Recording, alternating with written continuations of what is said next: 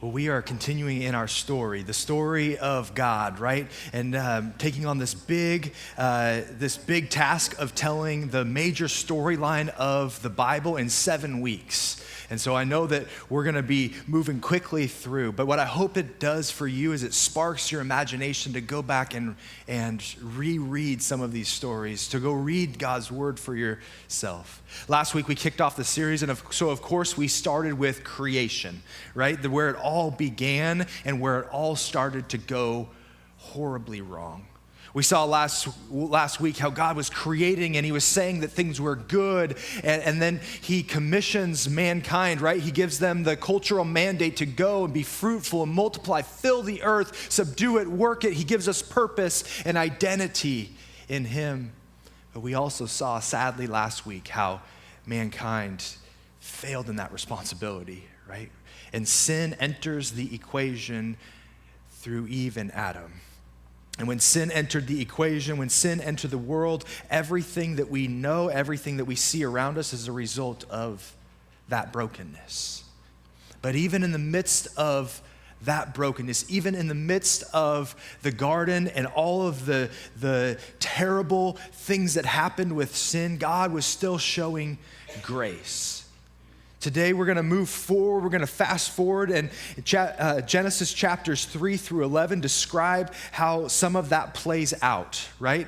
One of the great struggles of this series for me is going to be able to how to recap for you what happens between major chunks of scripture. So here's the Reader's Digest version. I know that's not even a thing anymore.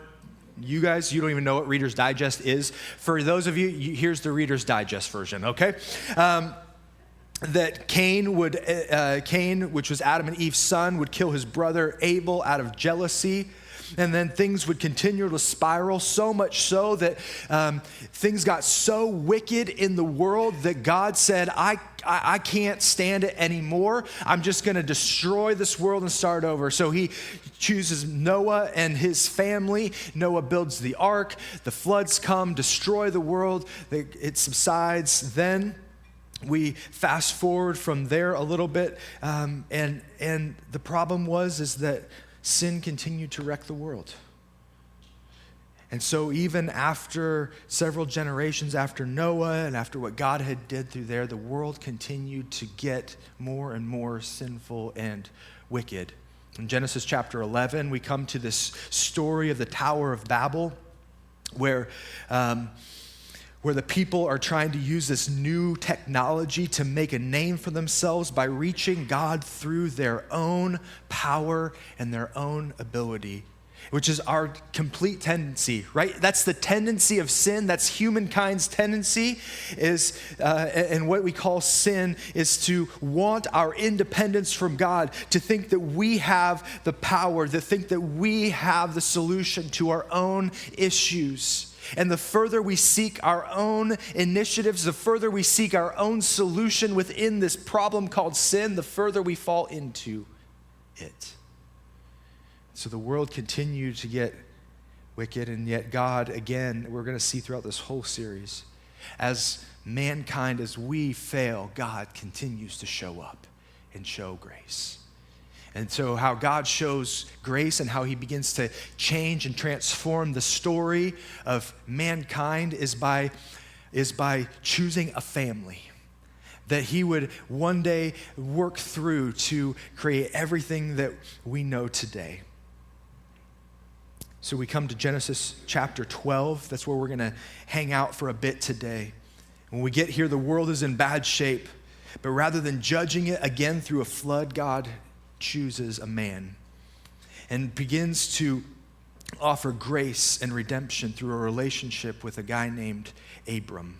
Check out chapter 12 of Genesis, verse 1. It says this: "Now the Lord said to Abram, go from your country and your kindred and your father's house to the land that I will show you."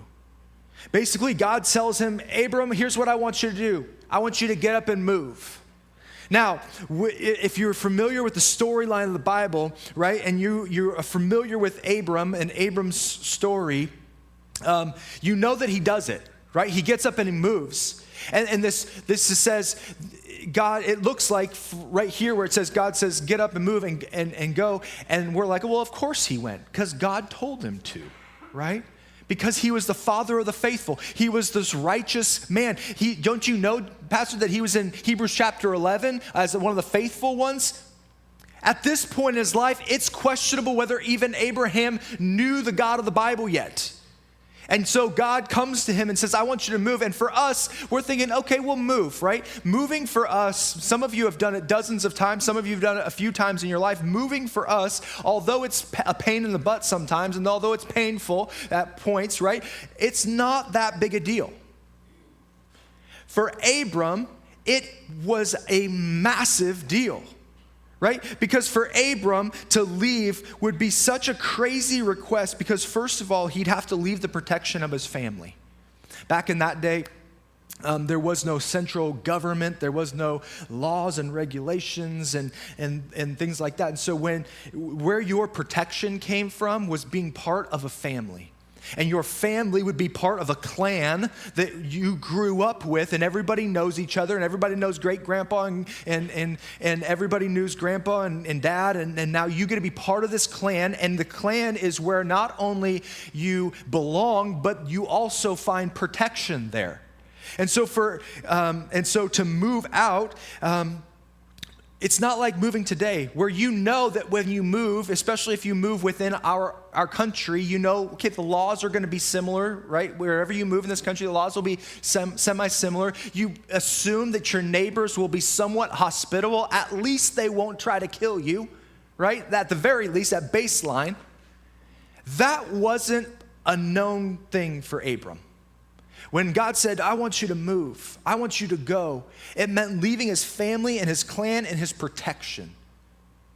The second thing it meant for Abram, which made moving difficult, was it was leaving his land. And land back then was a precious commodity, right? There was no, in these days, in Abram's days, there wasn't like your wealth was tied to your land. There were no bankers or web developers or Fortune 500 companies. Everything was tied to land, and Abram had a pretty good setup. And yet God says, I want you to move. And in other words, what he's saying, I want you to go to a place where you have no land. No land yet to call your own. And with land being such a commodity, that was a big ask for Abram. So why did Abram leave? I think one of the reasons Abram left is that although he had what seemed like everything going for him, he had a family, he had a clan, he had land, he had quite a bit of livestock, he was fairly wealthy from what we understand, he was missing one thing. That was an heir, a son, right? We heard it when Emily read in the story, right, that Abram, he was old and he didn't have any children of his own. And in that day, children were your identity. It was your legacy. In some ways, it was even your salvation, right? Because if you wanted your name to live on, if you wanted your family to continue to live on, you needed an heir, you needed a son. And so Abram was without all that. And he was still old. And so when God came to him, although it was a high risk, high reward situation, God comes to him and says, hey, I want you to leave this place to a place that I will show you. And that's not the only promise that Abram gets in this moment. Look at verse 2. And I will make you a great nation. I will bless you and make your name great so that you will be a blessing. I will bless those who bless you, and those who dishonor you I will curse. And in all of the families of the earth you shall be blessed. Man, there's a lot of blessing happening in those two verses, right? God, in fact, makes 4 promises here to Abram. And a lot of it centers around this idea. The first one is this: I'll make you a great nation. Well, again, he's saying, Abram's like, well, that sounds great, God, but here's the problem. Time out. I don't have kids. So I don't know how you're going to make me a great nation without having kids. But he allows God to go on. So he's risking his own security, his prosperity for even greater security and prosperity for his descendants. Second promise, that God would bless Abram. And this doesn't just mean that God would say nice things about him when he walked down the street. Oh yeah, that Abram, he's such a good dude, right? No, it was far deeper than that. When God says, I'm gonna bless you, it is the richness and fullness that everything that Abram gave up in his old life, God would restore and make even better in the new. I will bless you. And he says, I will make your name great. Again, this wasn't an ego thing. Again, it wasn't like he's saying, oh, every time somebody hears the name Abram, everybody's gonna jump up and down and be like, oh, Abram. That's not what it means here when he says his name great. It means that he was going to bring substance to his family, to his name. He would make him essentially, it would be the opposite of Genesis chapter 11, where the people tried to build a tower to Babel to make their own names great. He's saying, this is gonna be the opposite, Abram. You're gonna follow me in obedience, and you're gonna walk in obedience and follow me in faith, and I will make your name great. You don't have to do it. You just have to walk in obedience, and I'll do the rest. I'll make your name great. And then I love this part, and we're gonna come back to this later in the message, but I just want you to put a pin in it right here. Maybe in your notes you can underline it. He says, I will bless you and make your name great. Why? Why all this? So that you will be a blessing. I'm gonna bless you so that you then can be a blessing to the world. Again, we'll come back to that a little bit later on. And then he says something strange. He says, I will bless those who bless you. Okay, that makes sense. But to him who dishonors you, I will curse. Well, that seems weird, right? Doesn't it seem weird that God would say that? Like, hey, the people that treat you good, Abram, I'll treat good. But man, if anybody doesn't treat you well, they don't have to just worry about you're cursing. I'll curse them. Doesn't that seem strange, right? Doesn't it seem like God is maybe playing favorites here? I mean, we talk about here all the time. Doesn't God love everyone equally? Doesn't God love people, all people, right? And yet here it's saying that he's gonna bless Abram and make his name, and if people bless them, then they're gonna be on God's good side, and if they curse him, then they're gonna be on God's bad side. Is that what it's saying here? Interesting. What I love here, if we take a look closer at why Abram was chosen, he says, I'll make your name great, and I'll make you a blessing. And all, at the end of this, all the peoples, the families of the earth will be blessed through you, Abram. You see, God's choosing of Abraham and his descendants not so that they would be saved and everybody else would be lost, but it would mean that God would choose them not for privilege, but for responsibility, right? He's not talking about salvation here in this moment. He's talking about a responsibility. That through Abraham and his descendants, that the world will be blessed because of Abraham's faithfulness. And that God's choosing upon Abram's life is that of a responsibility. They were just like humanity was created in the image of God, not to exploit, but to serve and care for creation, to serve and love one another, just like we were created. And especially if we belong to Jesus, we weren't created to exploit the world, but to bless the world through us. Through God would bless the world through us. So Abram decides it's worth the risk, and so he moves. He moves from the Ur of the Chaldees, which and he moves through, think modern day Iraq. So he moves from there. And so the first thing that happens, we see, I'm just gonna kind of quickly touch on the next 3 chapters in Genesis 12, 13, and 14. And what we're going to see is this, that we're going to see 3 stories where Abram bumps up against some things, and he often, just like Adam and Eve, fails. But we see God continue to work. So the first thing that happens in a story that happens in chapter 12, the end of chapter 12, is that Abram gets to the land, but instead of abundance, there's famine there. So there's this famine that had filled the earth, and so he goes to Egypt. And on the way to Egypt, he's looking at his wife, Sarai, and he's like, man, she is good looking. Like, she is cute, right? And here's the problem. Here's what's going to happen. This is what Abram says. Like, he's processing. Guys, we know this drill, right? We look at our wives, we're like, man, she looks good. Like that's the conversation I have all the time, right? Man, she looks good.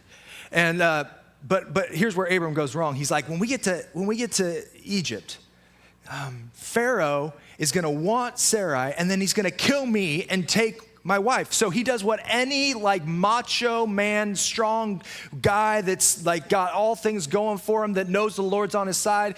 He decides to tell Pharaoh, yeah, she's my sister. He totally wimps out. And in fear, he's like, yeah, so Pharaoh takes Sarai. And God, this is threatening to mess up God's plan. Remember the whole plan of making descendants through Abram and Sarai? And so God sends a plague and a plague on the Egyptians.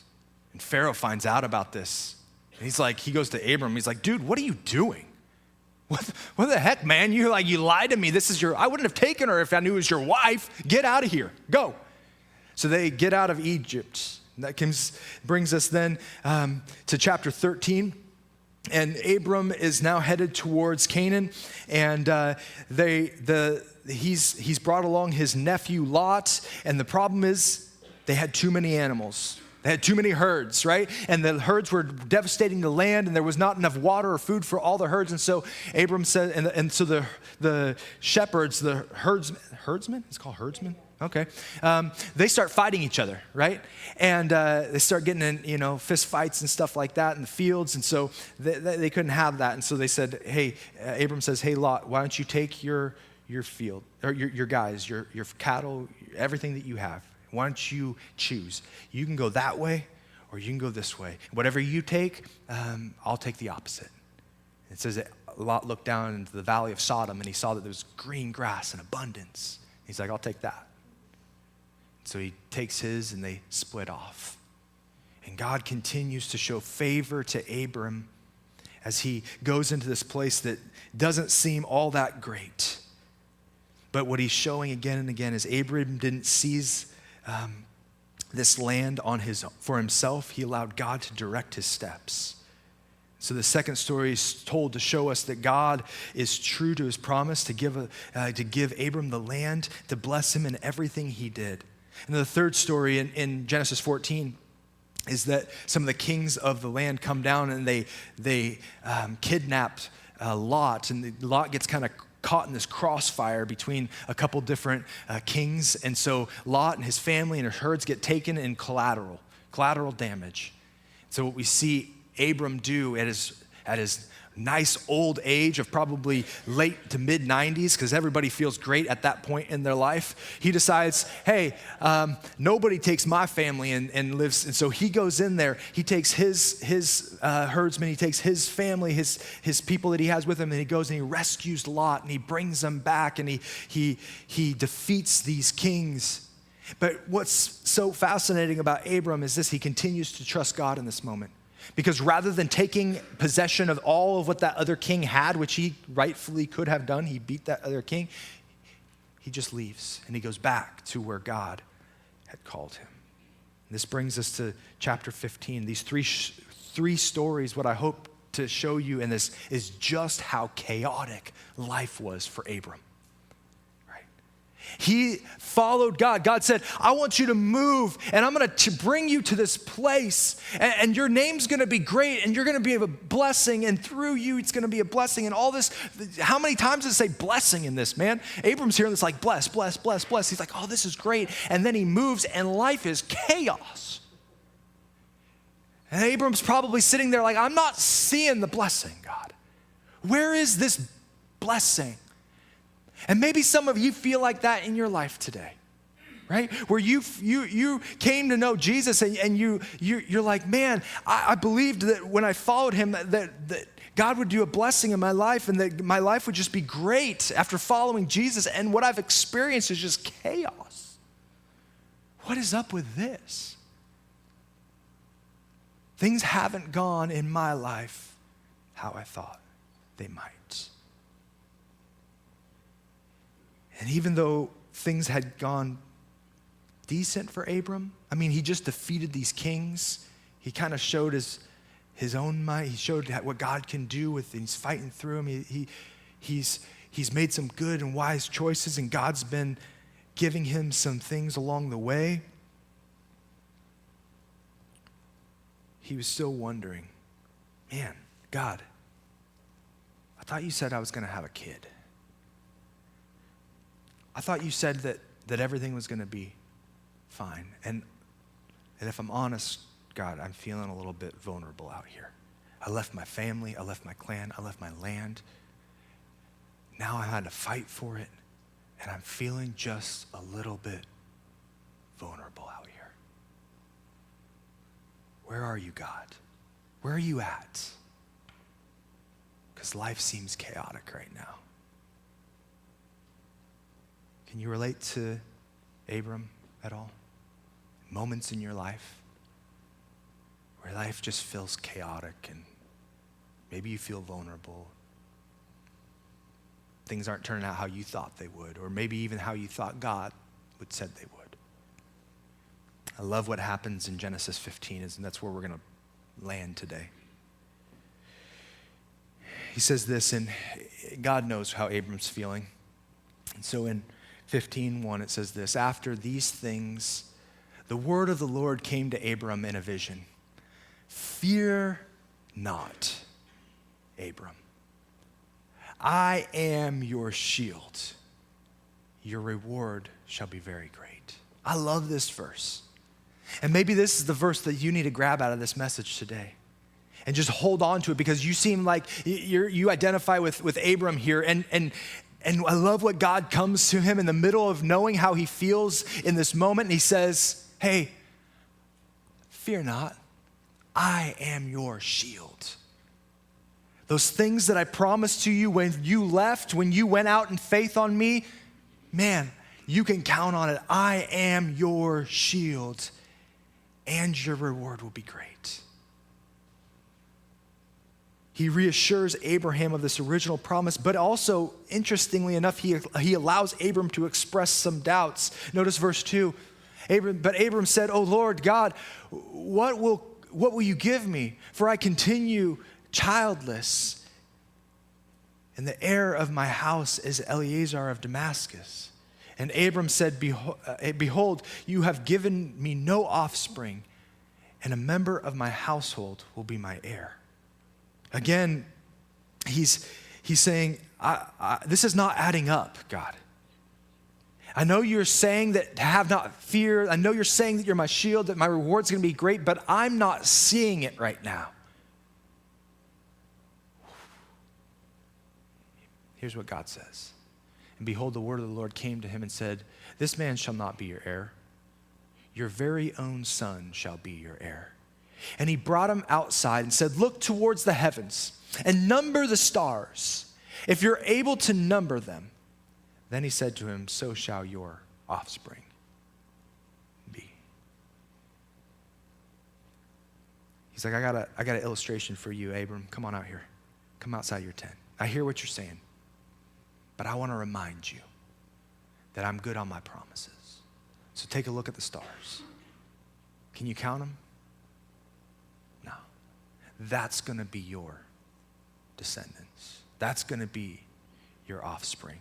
And check out Abram's response. And this is what God saw in the heart of Abram. This is what God saw that made him a candidate to be used greatly by God. This is what we know of Abram, why his name is in Hebrews chapter 11 as a person of an incredible faith, why he's known as the father of the faithful. Here's why. It says this: and he believed the Lord, and he counted it to him as righteousness.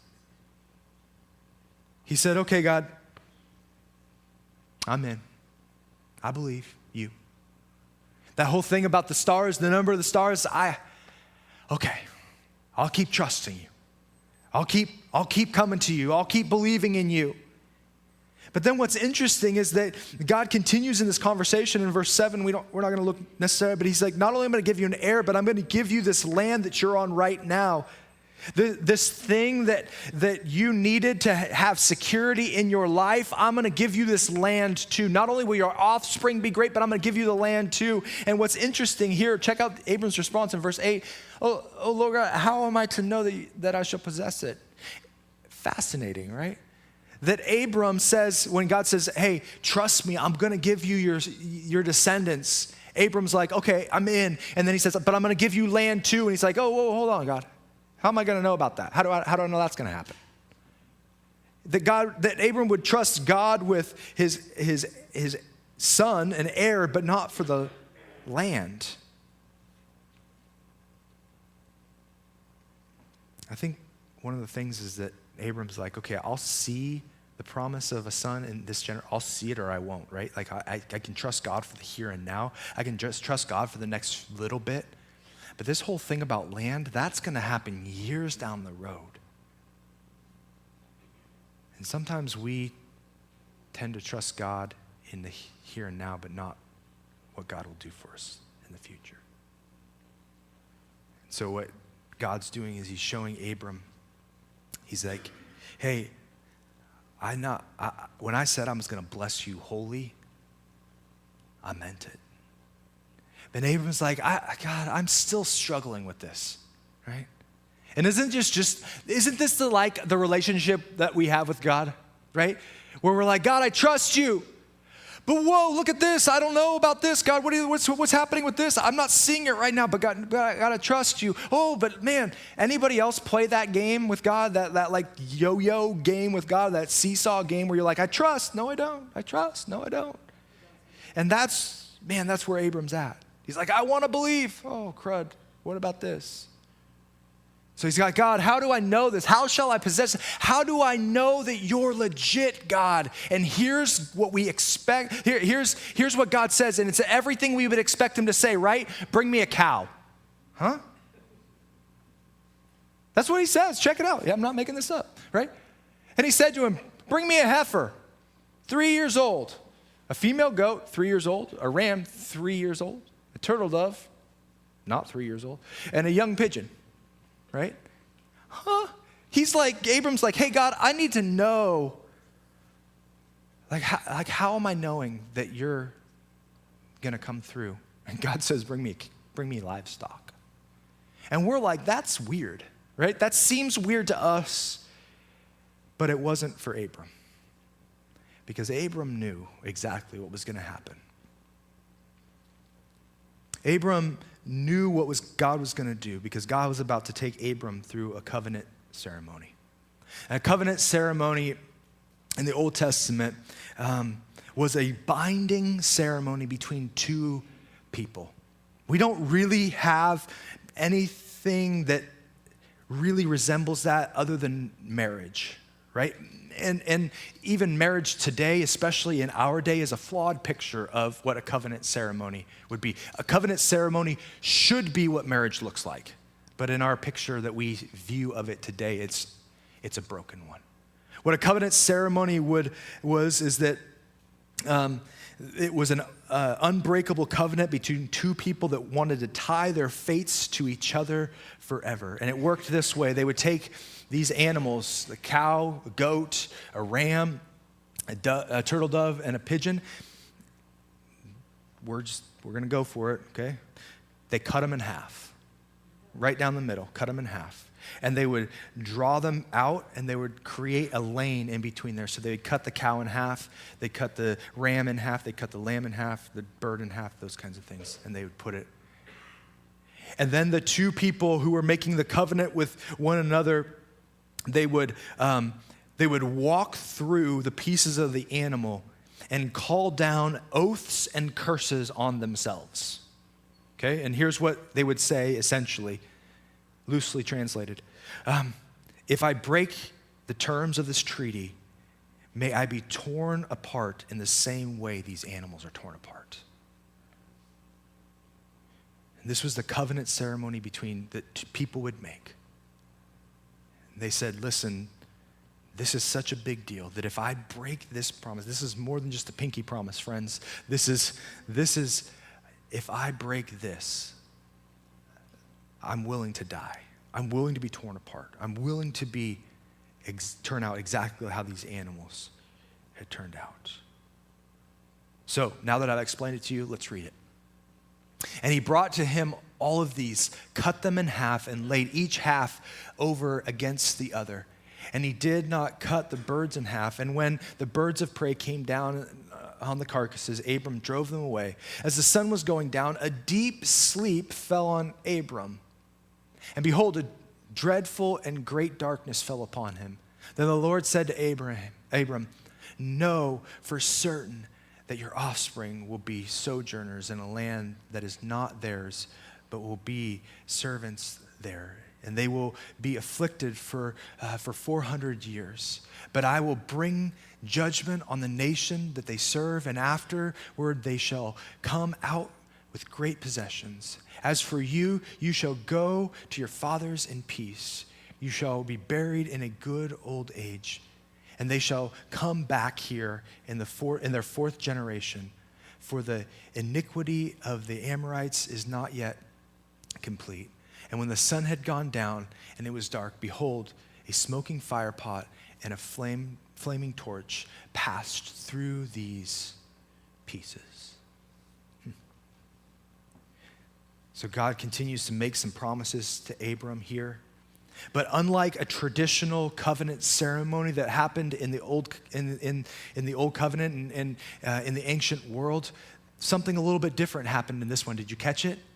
Abram fell asleep, right? And it says that God caused Abram to fall asleep. And in his sleep, God made some promises. And we're going to see some of those play out next week with coming out of Egypt. But God makes some promises here to Abram. And then he's in this sleep. The sun had gone down. And it says this interesting, right? It was dark, and behold, a smoking fire pot and flaming torch passed through. This smoking fire pot and flame symbolized God's presence. And instead of usual where both parties would walk through the carcasses that were cut apart and make this covenant together, only God passes through. Because Abram's asleep, right? And this is what it means. God alone is taking the responsibility for all of the promises that he is going to fulfill in Abram's life. He's saying basically, Abram, you just keep walking, you just keep trusting, and I'll do the rest. I'll take all of it. I'll take all of the responsibility to make sure that my promises, that my things come about in your life. You just keep picking up your feet and walking in faith, and I'll do the rest. You keep trusting.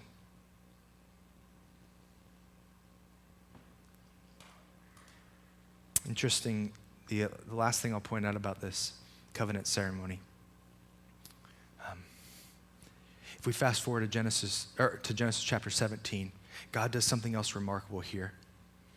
After he tells Abram and Sarai that she's pregnant, and Abram responds in worship, and Sarai, she laughs, right? She has a hard time believing God in this. But at this point, God renames Abram. You know, much like a wedding ceremony where the bride will take the name of the groom, God takes Abram and he takes the H out of Yahweh, his name, and he puts it in the middle of Abram's name, right in that space of covenant. And he says, your name's going to be Abraham. You take my name. You keep walking in faith, Abraham. You take on my identity, and I'll continue to show, here is my promises fulfilled. You're going to have a son. And he takes the H and puts it at the end of Sarai's name, and her name becomes Sarah.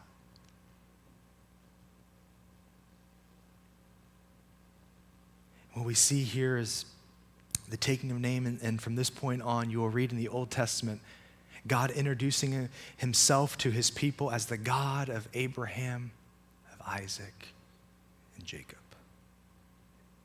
Now, this series, we want to show in the story, the big story of what God's doing, but we also want to find our place in the story, right? We want to see where God's doing things and see how the pieces fit together. And ultimately, where we come into this story is this, that God would ultimately, God's promise of an heir would come true through Isaac when Isaac was born to Abraham and Sarah. And Isaac became the father of Jacob, and God changed Jacob's name to Israel. And through Israel, through Abraham, Isaac, and Jacob, or Israel, through that descendants, and that's through generation after generation, God's promises came true, right? Their descendants became as the stars in the sky, too many to count, but through that line, what God said, all the nations of the world will be blessed through you. He's extending that blessing through Israel to Jesus, because Jesus came in that lineage.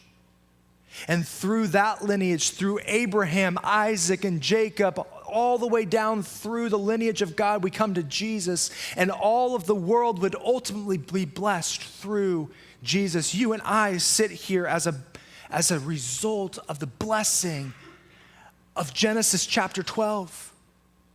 We fit into this story because the Apostle Paul ties it all together for us, right? When he says this, "For in Christ Jesus you are all sons of God through faith. For as many of you as baptized into Christ Jesus have put on Christ. There is neither Jew nor Greek, there is neither slave nor free, there is neither male nor female. For you are all one in Christ Jesus. And if you are Christ, then you are Abraham's offspring, heirs according to the promise." See, the Bible is God's story, God's big story, but it's also ours. And that's what I want us to see. If you belong to Christ, Paul says, he's like, listen, if you have placed your faith in Christ Jesus, you belong to as a part of the story. The story that started in Genesis 12, where God says, I'm going to have a people of my own, and all the nations of the world will be blessed through you, Abraham. We are that blessing. You are that blessing. And God has blessed you. Why? The same way for the same reason he blessed Abram, so that you will be a blessing. And so that you can keep the story of God going from generation to generation to generation. You are blessed to bless the next generation and to bless the next generation. As long as you live, you are called to be a blessing, because God has richly blessed you in Christ Jesus. And that's how you and I, friends, fit into the story of God. We've talked all through this series, and we'll continue to, that it's important to know these stories, these Old Testament stories, these Bible stories. The reason why we've chosen to have the kids down here to read the story to the kids is because that's passing on to the next generation, these stories. And what I want you to see, and I want our kids to see, and I want everybody to see, is that these aren't just somebody else's stories. These are our stories. This is where we came from. This is what gives us hope. This is why we can sing that song we sang, Same God, right? Because we believe that same God who showed up to Abraham shows up for us. And that when we cry out, oh God, my God, I need you. Oh God, I need you now. That same God that showed up there shows up for us. Because he is the God of Abraham, Isaac, and Jacob. And he's also your God. And you fit into his story. You were created to experience the blessing of God so that you could be a blessing. So I don't know where this lands with you, but But my prayer is this, is that you will go out and you'll continue to share the story as your story to the next generation and the next generation. And I'm not even talking about kids, but the next generation of believers and the next generation of believers and the next generation of believers. And that story will then spark the next story of somebody else sharing it. And that is, friends, how we've come here today. That's how you're here today. It's that somebody shared with you the story, their story, and it became yours. We live as a blessing. I'm going to pray, and then we're going to sing a song called The Blessing. What I love about this song is this, as we sing this song, not many songs do we have. A lot of songs we sing to God directly. This song, I love it because we sing it to each other. And we encourage one another to be that blessing that we called to be.